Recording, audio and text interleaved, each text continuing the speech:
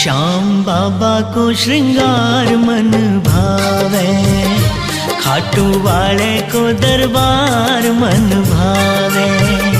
श्याम बाबा को श्रृंगार मन भावे, खाटू वाले को दरबार मन भावे। दुनिया का नजारा के देखा, के देखा।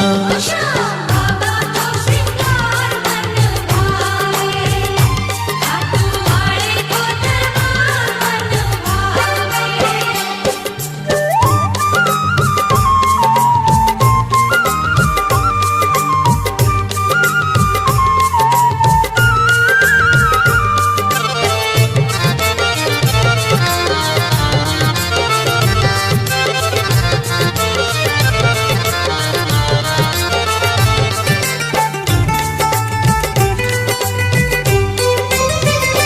एको मुखड़ो प्यारो प्यारो, एकी आँख्यां जो अमृत